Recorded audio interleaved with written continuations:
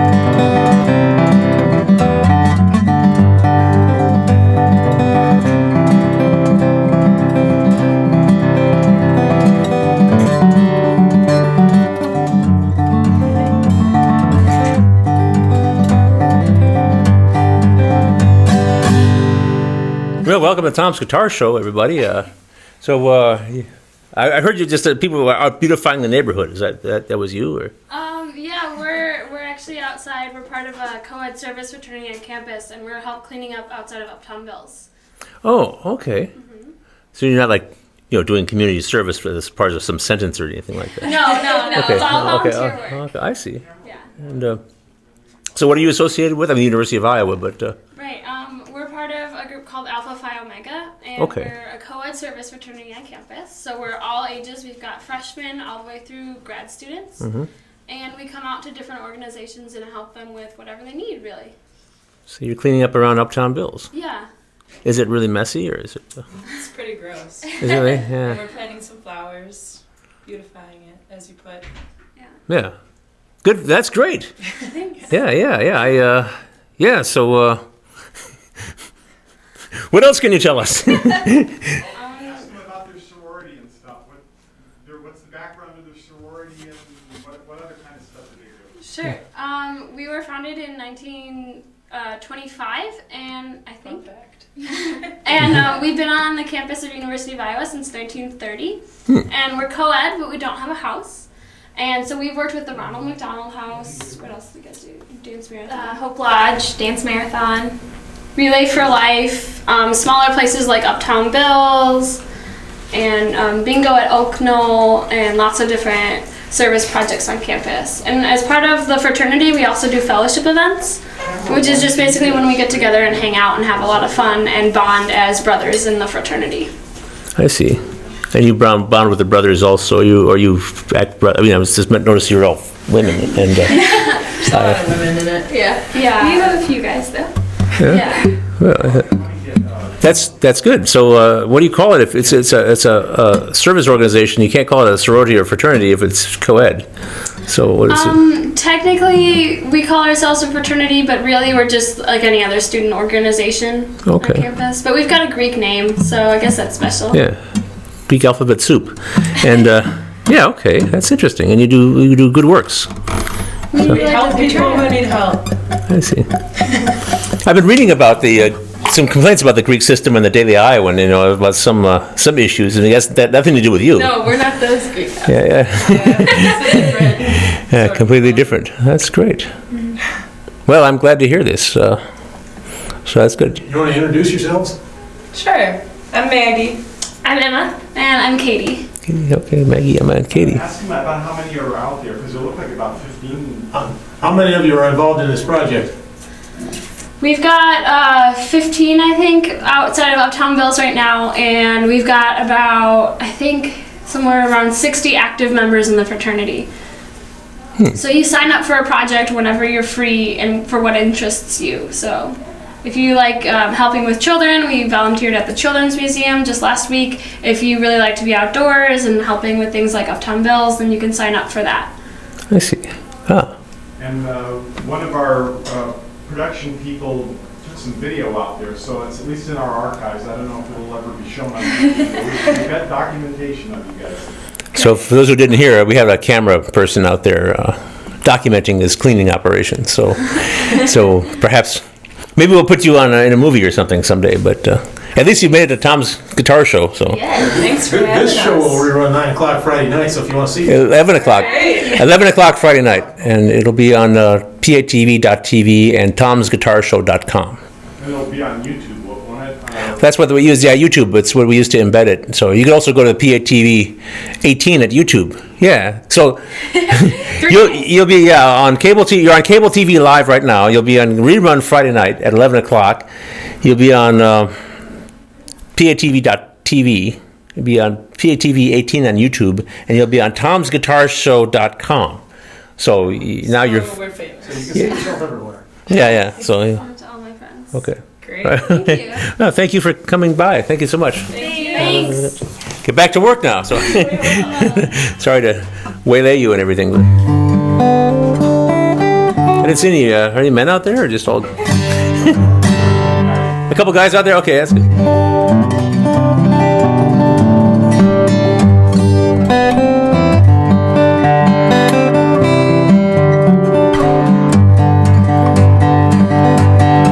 I'm getting kind of this folks guitar thing going on.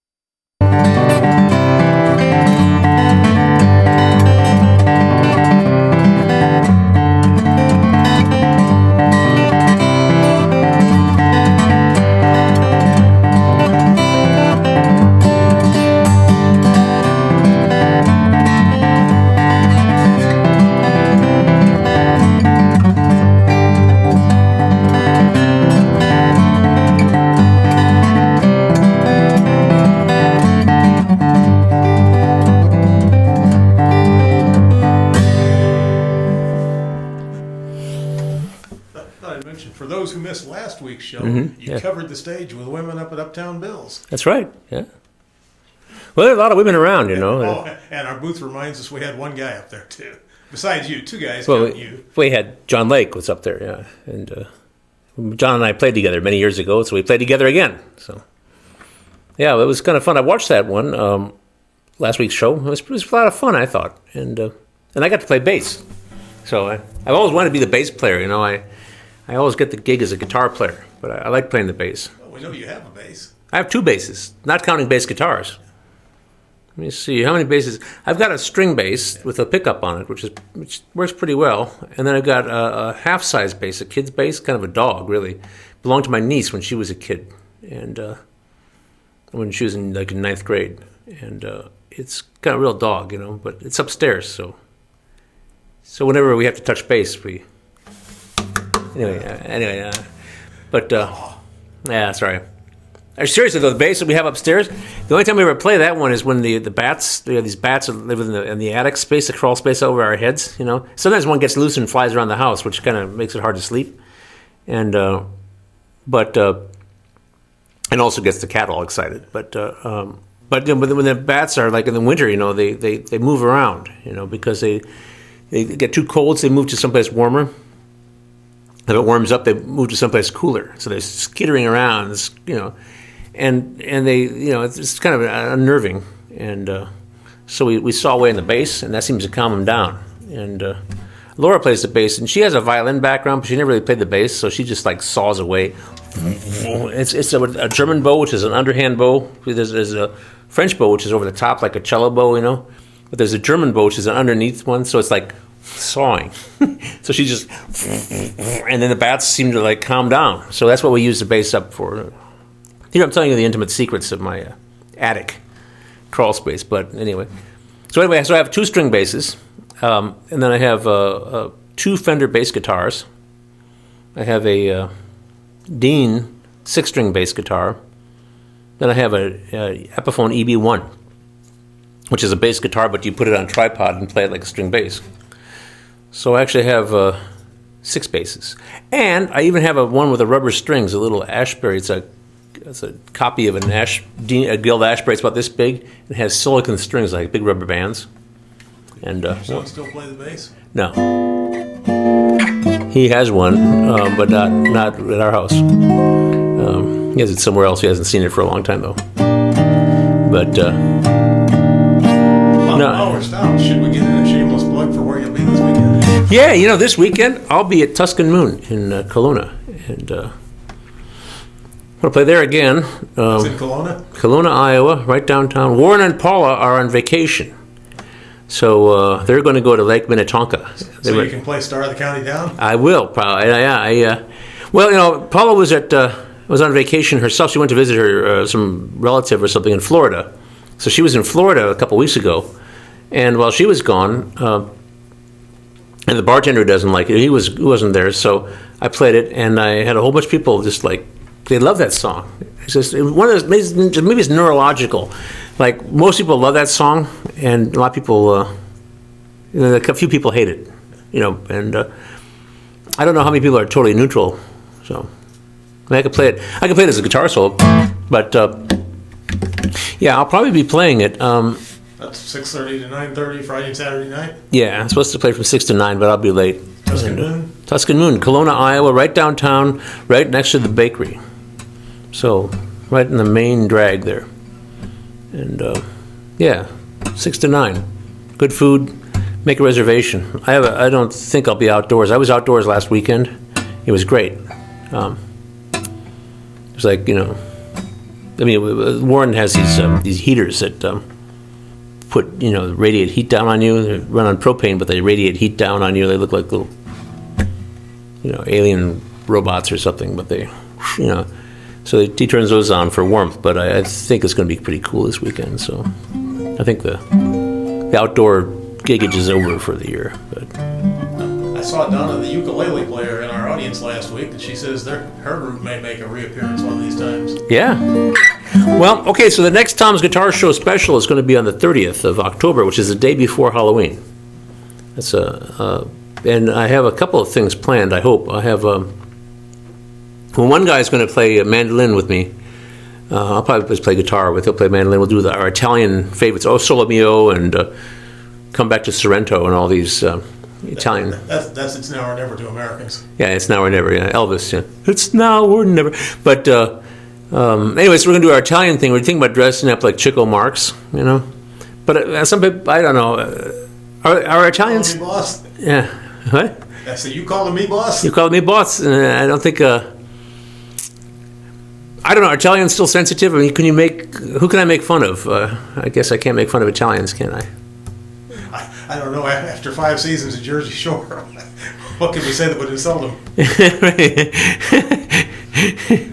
Yeah, I suppose. Huh.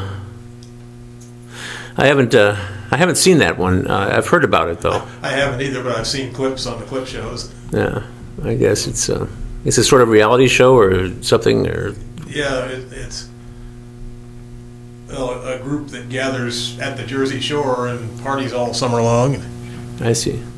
Anyway, I don't know if it started running yet or not. They've made the final season, and I don't know when it runs, but I see. whenever they run again, that's the final season. And a couple of them have spin-offs, I think. I guess. Well, going into the shore, the Jersey Shore, whatever. That's what Paula. See, Paula is from New Jersey, the owner of Tuscan Moon. And, she born and bred. I'm told we have to be careful not to offend the officials in the booth. I see. Mr. Skopinski is from the Jersey Shore. Yes, but he's a Polish extraction, so it's different, you know. But Paula, she comes from that. So they go to the shore. That's the thing they do. You know, you go to the shore and you to party. Or that's. Get help, I need help in here real quick.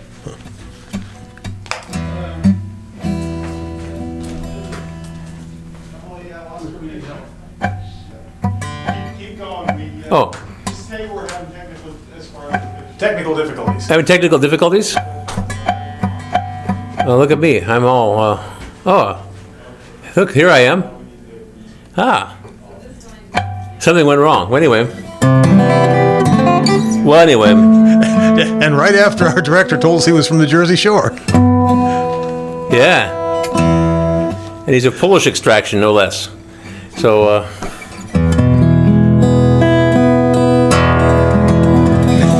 Yeah, he's not an Italian. He mentioned, well, I don't know if we can say that. He is of Polish extraction. that's right. Right. So, I don't know who to make fun of. I suppose. I was over at Walmart and I saw they have whole bottles of Polish remover over there. Oh, yeah, Polish removers. Well, we had a employee when I used to work at West Music when they had the East Side store, and we go to the little restaurant, you know, sometimes after work. And she was Kathy Paduska of Bohemian extraction. But right over the veterinarian in Solon's name is Paduska. there's a lot of Paduskas around there. Yeah, she was a flute player and everything. Probably still is somewhere. She found true love with a tuba player, and they got married and had kids a long time ago. But you know, she was my coworker, and we would go. Sometimes we'd go to the bar, you know, and have the burger basket, and maybe and so forth. But it said right over the cash register, no checks. So, Boy, in Cedar Rapids, that cuts out a lot of your clientele. That's right. That's right. So, well, I go to Cedar Rapids twice a week now, and I went walking around, and there's a Czech gymnasium building, and all these. Well, yeah, the big downtown bank used to be Bohemian National. They've changed the name to something else now. Yeah, well, I'm talking too much about stuff, but years ago we. Yeah, our director moved to Iowa because they pick on the Bohemians here. That's right. That's right. We never made Polish jokes here. It was always Bohemian jokes. So if you're a Bohemian, you can call in and be offended. But I'll say some of my best friends have been of Bohemian extraction, and I'm not lying. So. Well, you know, there are so many of them around in this part of the country that. Right. And the part of Iowa City I live in, the north side of town, was settled by Bohemians. So but Dvorak, yes. But anyway, I mean, I was like years ago. I did an 8-part series on cultural diversity in Iowa for PATV with David Belgum, and who's retired minister and professor of religion. He was a chaplain at the university hospitals for many years. So he was a distinguished career, but we were doing this cultural diversity show, and I was his videographer. This is in the old days, and so I shot it in high 8. So we went to the mosque in Cedar Rapids. We went to a Black Baptist church in Waterloo, and we went to Cedar Rapids for a Kolach festival. And I interviewed a whole bunch of Bohemians, and very proud of their ancestry, and dressed up in Bohemian outfits, and making Bohemian pastries, and painting eggs was a big deal for them. So When the tornado came through Iowa City and knocked down St. Patrick's, Yeah. I heard the story that the Bohemians got to Iowa City first, and when the Irish came here, they didn't think they thought the Bohemians discriminated against them, so they built their own church and brought a priest from Ireland because they didn't think they were treated right at the Bohemian church. Well, there was St. Mary's was for everybody, but Well, not St. Germans. Wenceslas, I expect they were. Yeah, and I lived near St. Wenceslas, and so I guess St. Patrick's was a little later then, huh? Huh. I didn't know the history. I knew that everybody would. I mean, there are 5 Catholic churches, in town, and it's why do you need 5? But because because it's not just religion. It's Right. you know, It's the people you identify with. right. Well, I'm mixed race, so As most Americans are. yeah. Mostly German with a 1/4 Irish and a lot of stuff mixed in, English and French and stuff. Yeah, most of us whose families have been here for a while have a lot of nationalities in our background. Right. As far as I know, everybody in my family got here by the Civil War. So, and it's, not that it matters much, but Well, yeah, what is the oldest standing building? Something, the Nothnagel House is yeah. In the oldest log cabin or something. Pennsylvania or someplace, or It's out east. I don't it's out remember east. where Yeah, I forget. I I used suppose to. I can look it up here. Yeah, the Nothnagel House. It's yeah. Well, that's it. Yeah, it's a fine old German name, but I'm also McCormick and Sullivan and Outland. I have some McCormicks in my ancestry. Really? We might be cousins. Yeah. A lot of McCormicks, though. Very successful.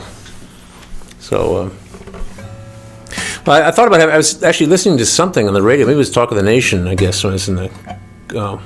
That's right. I went to the guitar shop. They were talking about DNA. When I left, they were talking about Bill Pullman on Talk of the Nation, but yesterday. But somebody was talking about having their DNA checked to see, to find out little markers in their background, to find Right. things out about them. Because one guy called and said his wife was adopted. They didn't know where she was from, and I don't know if any of that stuff matters. But does it? Yes and no. It really doesn't. We're all humans. Well, people are looking for genetic traits, actually, that maybe that one, a nationality might have that they have to. Yeah, I think. Well, I've noticed. This isn't why I came out here to talk, but it's an interesting point. I think, especially the older you get, you just get curious about your roots, and Yeah. when I was younger, I was content to know going back to about my great grandparents, and that was it. But now I'm kind of curious and I guess there are a lot of websites that deal with genealogy where you can start to really look that stuff up. But so I think it's insofar as genetics can help you map that out, and I think it's interesting as far as world patterns of migration and immigration and stuff like that. It's interesting stuff. Well, you want to find out if you're related to Genghis Khan or something, I think most of us are actually. A huge percentage of the world population is apparently. Yeah, Yeah, most of us have a conqueror in our background somewhere. I suppose. Yeah. Yeah. But I don't mean to abruptly change the subject, but while I'm out here, what I wanted to say, since we were talking about Bohemians and stuff before, one real treasure here in Iowa, and I'm really embarrassed to say that as somebody with a background in music, and I've lived here since 1982, one of these days I've got to get up to visit Spillville, Iowa, where the great composer, Dvorak, lived for a summer, the better part of a year. I think it was like over a summer. He had been in the United States teaching in one of the conservatories in New York, and he had heard from some Czech people he knew that, Spillville, little Czech community and stuff, and he spent a summer here. He loved it. He wrote some music here, and, that's quite a feather in Iowa's cap that we've had such a great musician connecting locally. I mean, he was, Bohemian, Czech background and stuff, and now I think it's, what is it, Biley's Clock Museum? It's a combination clock museum and Dvorak Museum. Yeah. And I have trouble getting up there because it's only open during the warm months and during the daytime, and because of my sleep schedule, it's been tough to get up there. But I would advocate any Iowan, especially if you're interested in music, to check into that part of Iowa history. So I've always wanted to go there. I've been in the parking lot, but I've never been there at a time when it was open, because I used to go to Decorah quite a bit, and so the way to Decorah, up near which is also a very pretty little town. Yes, and, it is. Yeah. My brother went to visit Decorah with his girlfriend from Germany. My brother lives in Germany, who came back to visit, and they rented a car to see the wonderful sights of the Midwest. And they're big travelers, and they went to Syria together, and they. Wow. And his girlfriend has been all over the world, everywhere, And my brother, of course, he travels quite a bit. He lives in Berlin, but he's been to Africa, and all over the place. And we had him on the show a couple of weeks ago. Yeah, well, the one before last, the Tom's Guitar Show special, he stood up and said hello. But so it was. So they went to Decorah and Spillville, I think. And they had a great time. It's a very pretty area up there. And Banjo Dave, if you're out there watching somewhere in cyberspace, he lives up in Fayette, which is in that area also. And we're talking about northeastern Iowa for people who might be watching on the internet or whatever. For those of you watching in Turkey, we do the web analysis or whatever sometimes, and somebody watches it. Occasionally, we see somebody watching it in Berlin or in Brazil or Turkey and in other places, but and of course always in China, but. Of course, Luther College is up there, and I've got a friend back home, good friend that I've known since high school.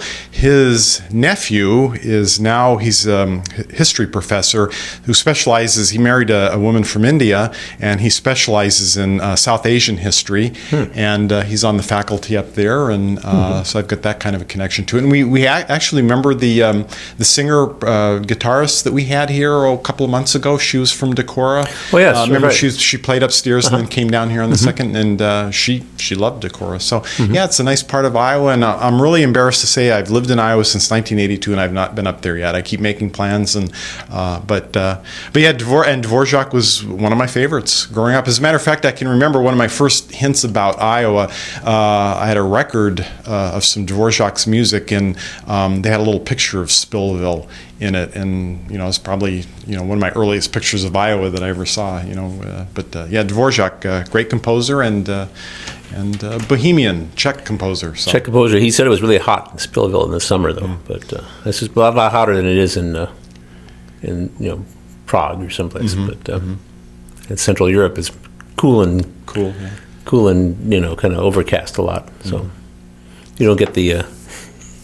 It's funny when people are like, who come here, and they in the summer. Of course, now we all have air conditioning and everything, but anyway, yeah.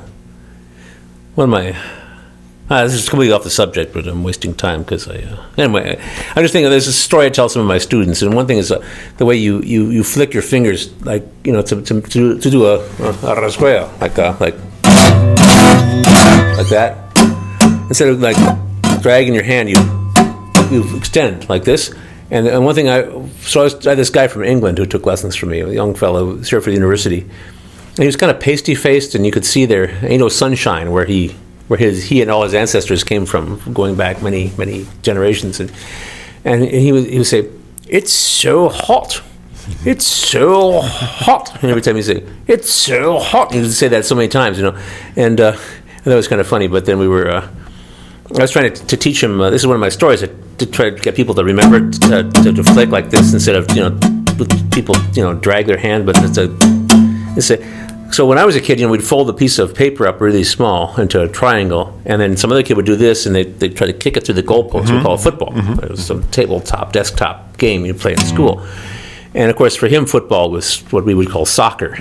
So, but he said that in the lunchroom that they ate peas a lot. See, the English, I don't know if they do that anymore, but they used to. They traditionally eat a lot of peas, and not the little green petit pois that we have here, with the Jolly Green Giant, but these kind of bigger, kind of more yellowish green, waxy, peas. In other words, a perfect soccer ball. Yeah, well, it wasn't for soccer though, because they put it in the back of their hand. They go like this in the lunchroom, and they would go whack in the back of some.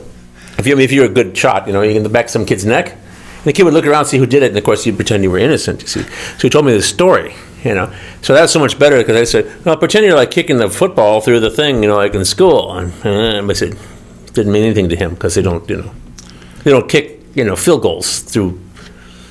The goal in the soccer is different. It's so travels. Fundamental cultural misunderstanding there. That's right. Yeah. And then another. But I'm used to English people because I've known English people. There are a lot of them around, and when I lived in Europe, I knew English people because I could speak English with them and so forth. So there are a lot of English people running around Iowa City. Absolutely. And but there was one time I played a wedding, and the groom was English, and the bride was from Iowa, and they lived in Chicago, and they were going to get married in Iowa, and so the groom's family came over, and they had never been to the North America, the U.S. before, and it was in the summer, and they got married in a farmstead in the middle of a cornfield. There's a good year for corn, and the corn is really tall, and everything like that. And then some local guy was sitting down talking. For one thing, they were all wearing these black wool suits, and I needed a long extension cord. And he said, so-and-so is just looking for a lead. He's going to get it sorted out. A lead to sort it out, And of course, watching the Britcoms, I knew exactly he's looking for a cord, and he's going to solve the problem, sort it out. But then a little later on, after the wedding was over, we were all sort of sitting around in the tent, somebody was talking about how they had a tornado a couple years ago, and that a semi-truck blew over. And the semi-truck, I said, an articulated lorry. He's translating. But, that's what you get for watching the British comedies and hanging around with English people. But isn't the bonnet the hood of a car? The bonnet is the hood, and the boot is the trunk. Yes. Oh boy. Well, I got to get back to my directing duties, but when we're talking about cultural exchange and stuff, one aspect of Dvorak in Spillville that I'd like to look into more is he was very interested in Native American culture. Apparently, that influenced some of his music and stuff, and I'd like to look more into that connection because apparently he actually had talked to some Native Americans up in that area, and so I think that's to me that kind of stuff is really neat, and it's so American that you have these mixtures of people getting together and dialogue and nice things coming out of it. So well, I've heard this too, but one of the stories I heard was that his daughter was friends with an Indian boy. They were they're like 17 years old. They became pretty good friends, and he started to get worried that she'd want to marry a native, and so he shipped her off to New York City, and put the kibosh on that. Well, that's always, the first generation, there's always the conflict and the mistrust, and stuff, but it always gets sorted out by the kids because they fall in love, and then that's why all of us in the room here are multi-ethnic, and, that's where things really mix it up is, the following the human heart and people falling in love and stuff like that, and it's a universal story.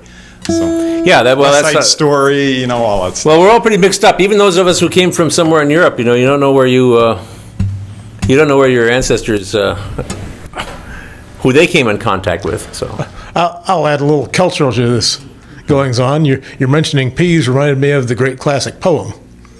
I eat my peas with honey. I've done it all my life. It makes the peas taste funny, but it keeps them on my knife. Yeah, I eat my peas with honey. I've done it all my life. It makes my peas taste funny, but it keeps them on my knife. So get on board, little children, get on board. Little children, get on board. Children, there's room for many more. Anyway, Or Get Along Home, Cindy. Get along, Cindy. Same song. Oh, is it? The thing is that they use the same. Cindy got religion. She had it once before, but when she hears my old banjo, she's the first one on the floor. I like that too. I want to do a banjo show here pretty quick. Of course, I'm thinking about this next Tom's Guitar Show special, the one before Halloween. I want to make it as horrible as possible, so maybe I should bring the banjos on and stuff. I'm going to.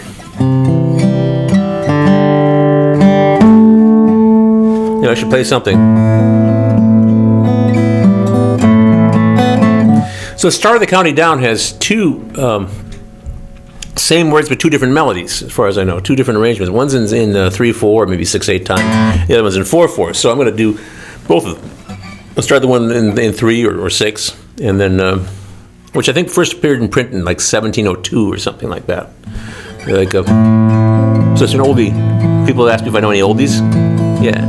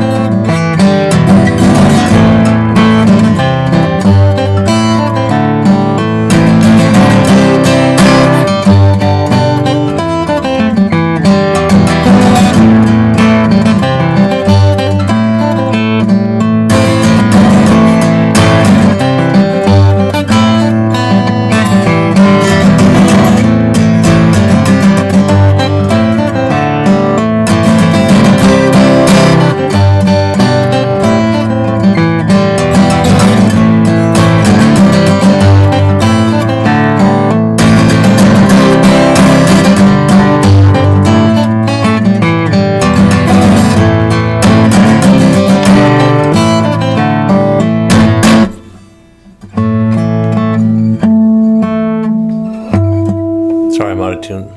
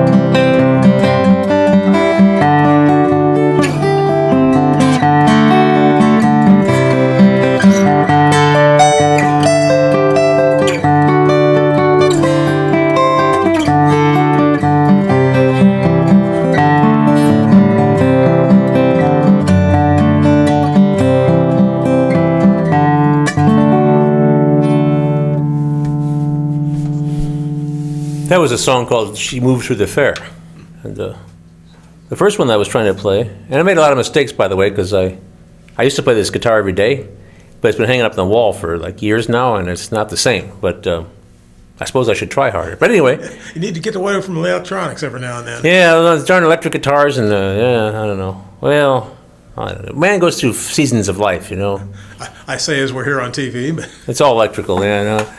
But so the first one was Star of the County Down, and it's a story about some guy who goes to the fair, or the basically, which is like a big outdoor market thing, and he sees a young woman with a brunette with nut brown hair and bare feet, and she's Rosie McCann from the Banks of the Bann. She's the star of the County Down, so she's the prettiest girl in the. So he falls in love with her, and because he asks somebody who she is, and he says it's Rosie McCann and everything. So he's going to quit smoking his pipe and shine his shoes and make sure his hat is cocked right, and he's going to quit his wandering ways, and he wants to marry her and settle down with her because he's like smitten with her. So that's not a usual Irish song. Now the other one, the second one, as She Moved Through the Fair, is about somebody who who's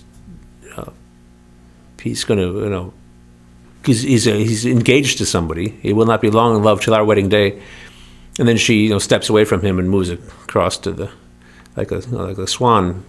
She moves through the fair, and then she dies somewhere along the line, and then he's sleeping, and she comes to him as a ghost. You see, and that's more of an Irish song, see, because they're in love, but she dies, and then she comes back as a ghost. That's more of the typical Irish one, because somebody dying and coming as a ghost is much more typical than being smitten with somebody and falling in love and deciding to, clean up his act and woo her. But anyway, that's my Irish thing. So, but you were. How about the obituaries? You were. We were talking about. yeah, Andy Williams died this week. That's the only one I've heard about that Okay. people would know, I think. It's our weekly butcher bill there, but yeah. I was trying to think of. I knew Moon River, which is, of course, from the movie Breakfast at Tiffany's. Right. Which is a nice movie with Audrey Hepburn, and she sings it, strumming a guitar. And I think the original movie, though, that the guy that she was friends with, it wasn't that he was a gigolo for a woman, but he was actually gay, and that was the thing, the problem. So I've never actually read the book, but I've heard that the movie they had, it's George Peppard, and he's kind of a gigolo, and he decides to get a job, and there's a famous scene with the cat, though. She throws her cat out of the taxi cab, and then he stops the cab or whatever, and goes out to look for the cat, because she doesn't want to be committed, Yeah.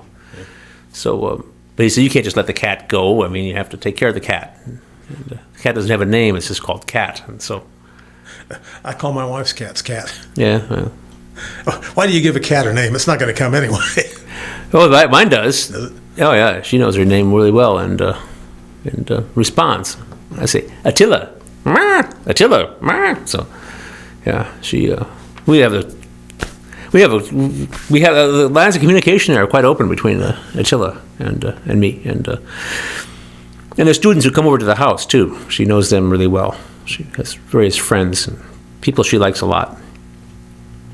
She really likes men from India. Speaking of ethnic backgrounds, she just likes to sit in their lap. And I've noticed this thing that there are a number of fellows from India who come, and she's just like really into them.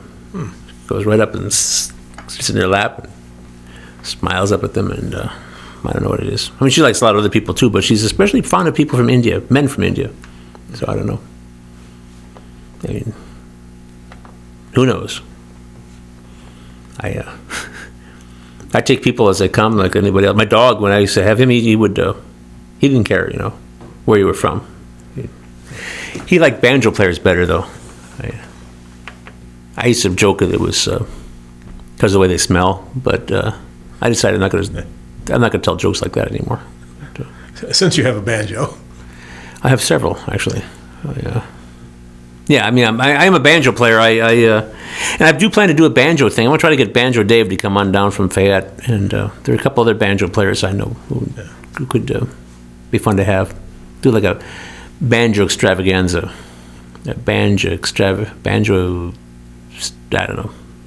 somehow I could probably What's the saying? A gentleman who is someone who can play the banjo and doesn't? chooses not to. Yes.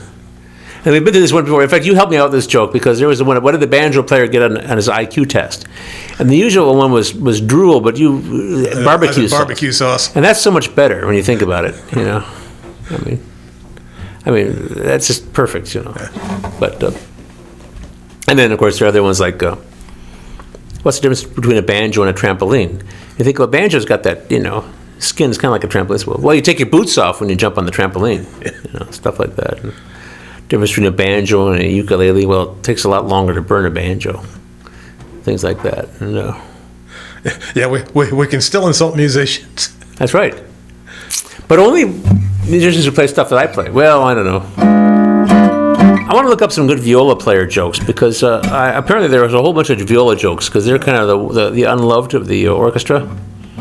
And the only one I know... I don't know, when I was going through those, it seems like an awful lot of the musician jokes are just the same jokes recycled for whatever the instrument is. Yeah, how do you get a trombone player off your porch so you pay for the pizza? Well, that's a Nashville songwriter joke as far as I remember, but yeah.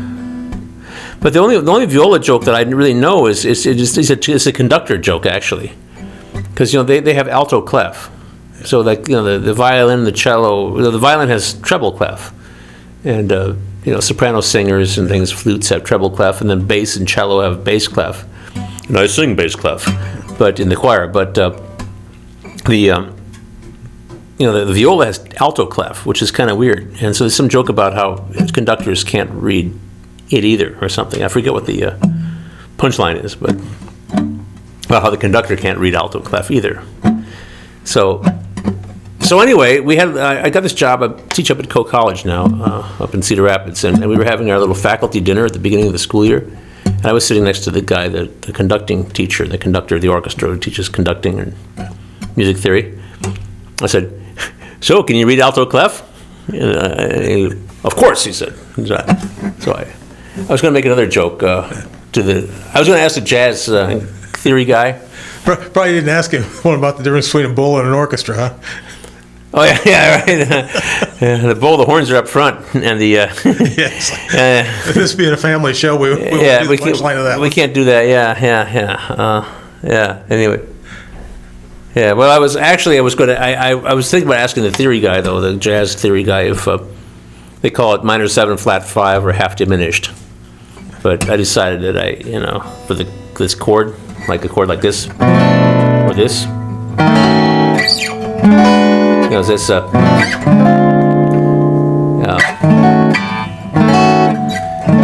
that minor 7 flat 5 or half diminished?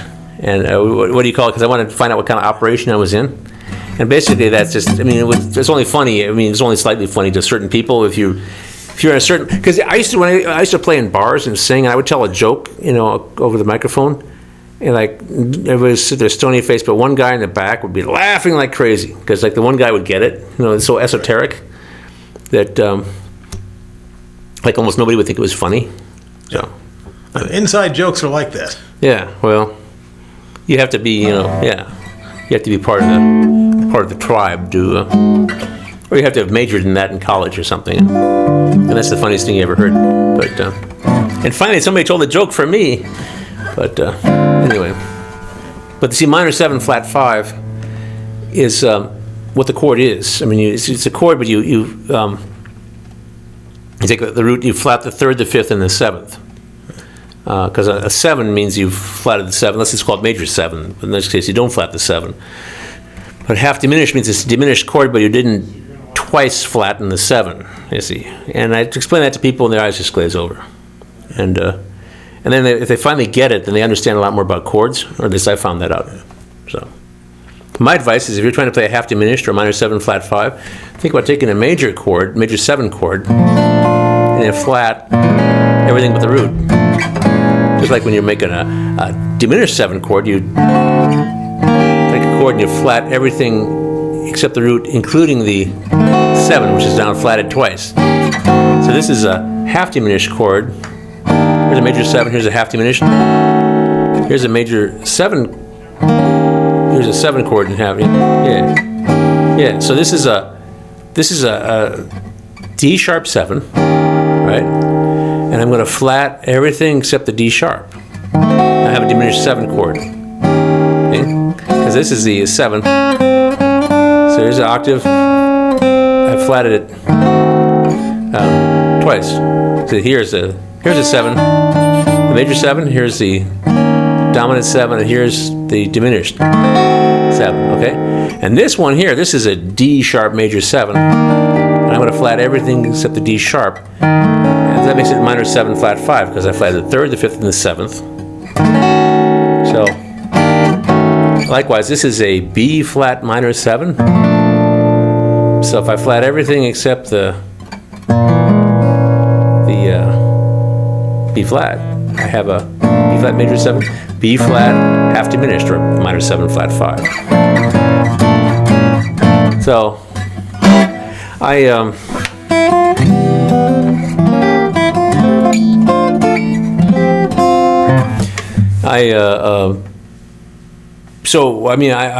make up solos. I've been, I turn popular songs into solos, folk songs, whatever, into solos. And what I do is I go up the neck and I play the melody, but I have to find the rest of the chord nearby. So I have to make the chord around it. So this makes it interesting because I have this arranging stuff that's, a song, chords and melody, to be all played as a guitar solo. That's what I do at the Tuscan Moon on the weekends. So that's what chord theory is a big part of my life, and I don't think I was properly instructed, and so I try to make it easy for people, and I fail miserably. Anyway, we'll be back next week.